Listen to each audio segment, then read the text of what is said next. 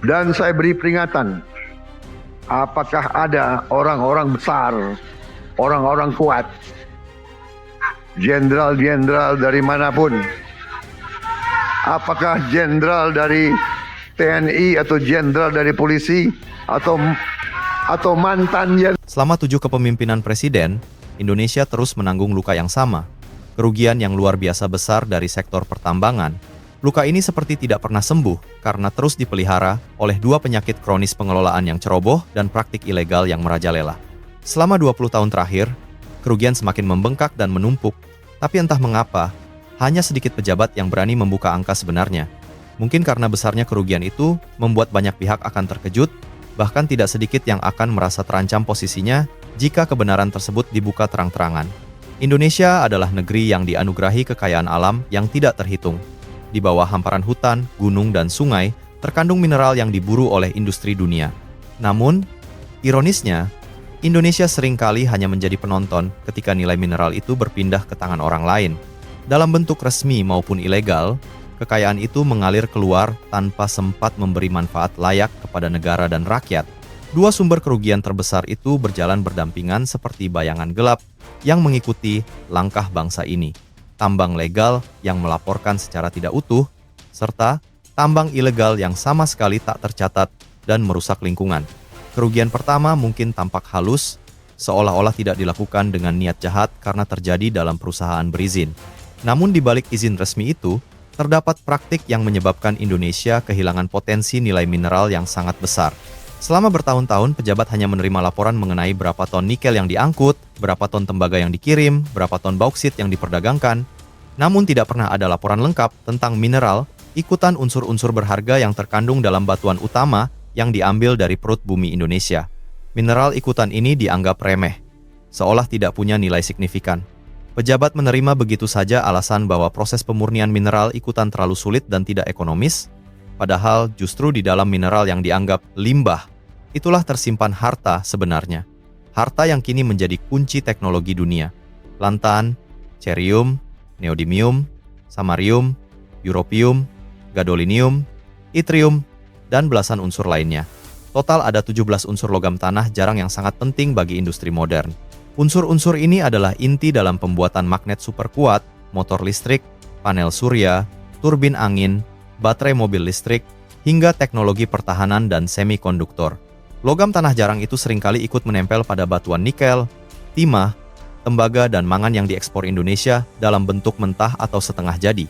Ketika Indonesia mengirim bongkahan mentahan ke luar negeri, negara pembeli bukan hanya memperoleh mineral utama, tetapi juga mineral ikutan yang nilainya bisa jauh lebih tinggi. Kesalahan fatalnya adalah Indonesia tidak pernah menakar nilai mineral ikutan tersebut. Lebih fatal lagi ketika ada pejabat yang percaya begitu saja bahwa mineral ikutan itu sulit diproses dan tidak layak diekstraksi. Ironinya, negara-negara yang memberi alasan demikian kini justru menjadi raja teknologi dunia. Mereka mendominasi industri baterai mobil listrik, mendominasi pembuatan chip semikonduktor, menguasai rantai pasok magnet industri, dan menjadi pusat manufaktur teknologi global.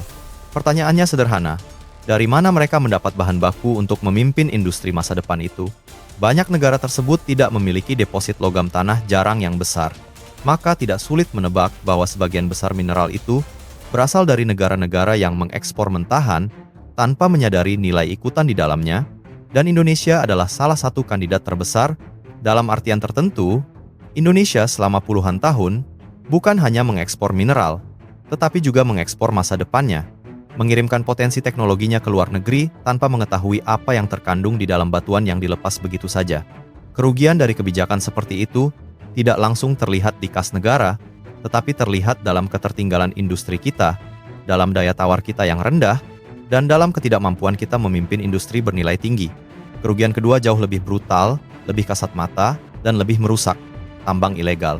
Istilah tambang rakyat sering digunakan, tetapi kenyataannya sebagian besar tambang ini berada di bawah kendali para bohir, sponsor, atau jaringan mafia. Di lapangan, jutaan rakyat kecil bekerja mengeruk tanah dengan peralatan sederhana.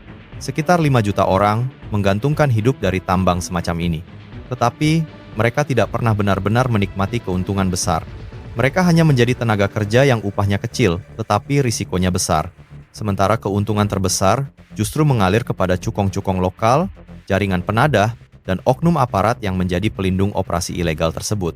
Tambang ilegal sering menggunakan merkuri, air raksa, sianida, dan bahan kimia berbahaya lainnya. Sungai tercemar, hutan rusak, lubang-lubang besar ditinggalkan begitu saja setelah hasilnya habis. Tidak ada rehabilitasi lahan, tidak ada pengawasan, tidak ada mekanisme perlindungan lingkungan. Negara tidak hanya kehilangan potensi pendapatan, tetapi juga menanggung kerusakan ekologis yang sulit dipulihkan. Yang membuat keadaan ini lebih mengerikan adalah volume produksi tambang ilegal yang bahkan disebut-sebut 2 kali lipat dari produksi resmi negara. Bayangkan, 100 ton emas hilang setiap tahun, ribuan ton timah lenyap tanpa jejak, ribuan ton nikel, tembaga, mangan, dan mineral lain menyelinap keluar dari Indonesia tanpa tercatat. Semua itu, jika dihitung kasar, mencapai nilai lebih dari 400 triliun rupiah per tahun. Sebuah angka yang sebanding dengan total anggaran pendidikan nasional atau setara dengan pembangunan puluhan ribu sekolah dan rumah sakit. Kerugian sebanyak itu tidak masuk ke kas negara, tidak masuk pajak, tidak masuk dana pembangunan, tidak menjadi beasiswa, jaminan kesehatan, atau jalan yang lebih baik.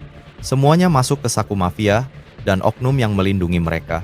Yang lebih ironis, sebagian besar alur penyelundupan tambang ilegal ini disebut-sebut melibatkan jejaring dari luar negeri, termasuk pihak asing yang memiliki modal besar dan pengaruh kuat di lapangan. Ketika negara akhirnya memutuskan untuk menertibkan sektor ini, perlawanan pun muncul.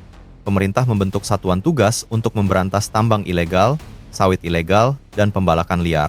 Satgas ini langsung menjadi musuh utama kelompok-kelompok yang selama bertahun-tahun menikmati keuntungan dari kekacauan tersebut. Bohir tidak senang, penambang liar tidak senang, oligarki yang membackup bisnis-bisnis gelap juga tidak senang. Ketika rantai keuntungan mereka mulai terancam, mereka merespons dengan cara yang paling mereka kuasai, menyerang balik. Mereka mulai menggerakkan kampanye hitam untuk menjatuhkan citra pemerintah dan tim Satgas. Media sosial dijejali narasi negatif. Isu-isu dimunculkan untuk menciptakan persepsi bahwa kebijakan penertiban ini salah, tidak populer, atau tidak efektif.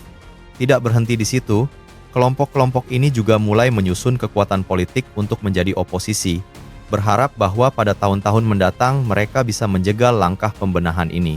Mereka tahu bahwa melawan Satgas di lapangan terlalu sulit, karena Satgas memiliki mandat negara, maka serangannya dialihkan ke wilayah opini publik dan panggung politik. Ada narasi yang menyebut bahwa beberapa jaringan mafia ini dulunya merasa aman pada masa pemerintahan sebelumnya. Mereka merasa dilindungi karena tidak ada tindakan tegas yang pernah menyentuh mereka. Tidak ada pembongkaran jaringan, tidak ada penangkapan besar-besaran, tidak ada perombakan sistemik. Kini ketika pemerintah baru berusaha membersihkan semua itu, mereka merasa kehidupan nyaman mereka terancam. Maka mereka mencoba mencari kembali perlindungan politik melalui tokoh-tokoh yang mereka dukung, berharap bisa kembali mendapatkan kebebasan untuk mengelola bisnis ilegal tanpa gangguan. Di tengah semua itu, pekerjaan pemerintah menjadi jauh lebih berat. Membersihkan sektor yang telah kotor selama puluhan tahun bukan tugas sederhana. Jaringannya luas, uangnya besar, perlindungannya kuat, kadang-kadang dukungan politik pun rapuh. Namun langkah ini tetap harus dilakukan, karena jika tidak, Indonesia akan terus berada dalam siklus yang sama. Kaya sumber daya, miskin hasil, tantangan yang dihadapi pun datang dari segala arah. Mafia melawan dari lapangan, bohir melawan dari balik layar, propaganda menyerang dari dunia maya. Tekanan asing muncul dari luar negeri ketika Indonesia mencoba mengolah mineralnya sendiri. Di dalam negeri, sebagian pejabat masih terbiasa dengan sistem lama yang permisif dan merasa terganggu dengan perubahan. Semua ini menjadi ujian bagi ketegasan pemerintah untuk memastikan bahwa sektor tambang benar-benar dibenahi. Namun, apapun rintangannya, upaya membersihkan sektor tambang ilegal dan mengatur ulang tata kelola mineral harus terus diapresiasi. Ini bukan hanya kerja administratif. Ini adalah kerja ideologis untuk mengembalikan kedaulatan sumber daya kepada negara dan rakyat. Kerja ekologis untuk menyelamatkan lingkungan dari kerusakan permanen, kerja politik untuk memutus rantai mafia yang telah lama memengaruhi kehidupan bernegara, dan kerja ekonomi untuk memastikan bahwa kekayaan Indonesia benar-benar menjadi milik rakyat Indonesia. Di tengah gempuran serangan sosial media dan intrik politik, dukungan publik menjadi salah satu kekuatan terbesar.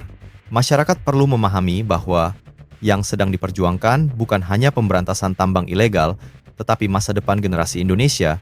Bila kerusakan lingkungan bisa dihentikan, bila uang yang selama ini mengalir ke jalur gelap bisa dikembalikan ke negara, bila tambang rakyat bisa ditata agar benar-benar menguntungkan rakyat kecil, maka perubahan besar akan terjadi.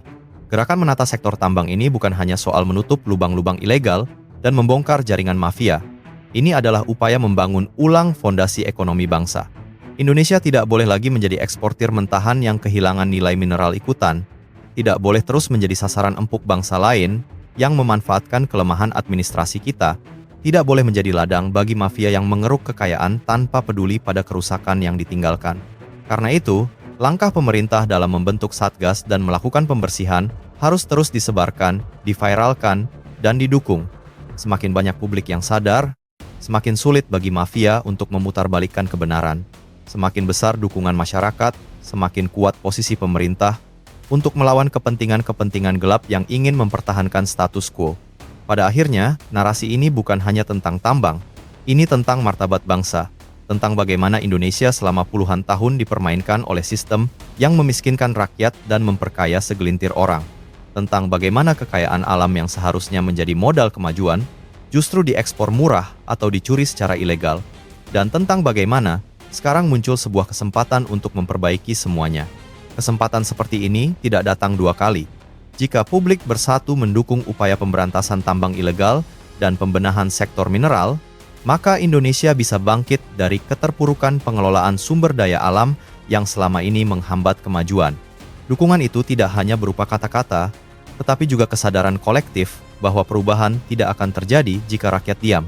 Negara membutuhkan suara publik untuk memperkuat langkahnya. Karena itu, saat ini adalah waktu yang tepat untuk mengacungkan jempol kepada upaya membersihkan sektor tambang, sawit, dan kehutanan dari praktik ilegal. Waktu yang tepat untuk menyuarakan keberhasilan, mendukung gerakan pembenahan, dan menyebarkan narasi positif agar tidak kalah oleh propaganda negatif para mafia. Indonesia sedang berada pada titik balik, dan hanya dengan dukungan publik, perjuangan ini akan mencapai tujuannya, menjadikan kekayaan alam Indonesia benar-benar untuk Indonesia,